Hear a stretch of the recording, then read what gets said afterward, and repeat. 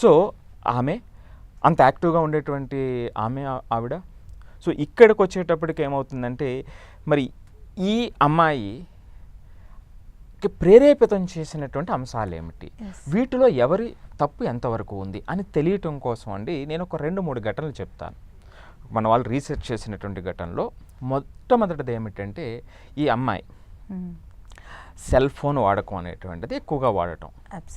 So cell phone ఎక్కువగా వాడటం వల్ల ఇన్స్టాగ్రామ్లో పరిచయం అవ్వటం, అది మొదటి పాయింట్. అయితే సెల్ ఫోన్ వాడకం ఎక్కువ వాడుతుంది, స్కూల్కి తీసుకువెళ్తుంది అని ఆమె చనిపోయిన ఆమె హెచ్ఎం దగ్గరికి వెళ్ళి మాట్లాడితే వాళ్ళిద్దరి మధ్య సంవాదం జరిగి వాదనలు జరిగి మరి ఫోన్ తీసుకొస్తుంటే మీరేం చేస్తున్నారు అని తల్లే హెచ్ఎంని ప్రశ్నించడం.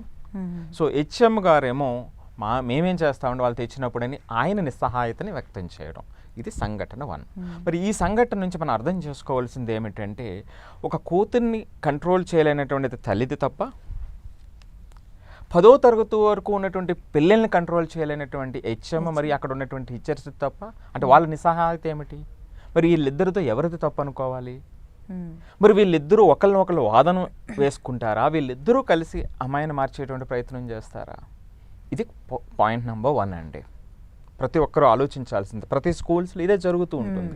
టీచర్ వెళ్ళి అక్కడ దెబ్బలాడటం, లేదా వాళ్ళు వచ్చి పేరెంట్స్ మీద ఇది అవ్వటం. నేను ఎప్పుడూ చెబుతూ ఉంటా, విద్యా వ్యవస్థలో పేరెంట్స్, టీచర్స్, మేనేజ్మెంట్స్ వీళ్ళు ముగ్గురు చేతిలో చెయ్యేసి నడిస్తేనే ఆ అద్భుతమైనటువంటి స్కూల్ కానివ్వండి, అద్భుతమైనటువంటి సమాజం కానివ్వండి బయటకు వస్తుంది. సో వీళ్ళు ఒకరికొకరు బ్లేమ్ చేసుకుంటే ఇంకో ఇలాంటి పర్యవసానాలే ఉంటాయి. ఇది సంఘటన 1 అండి.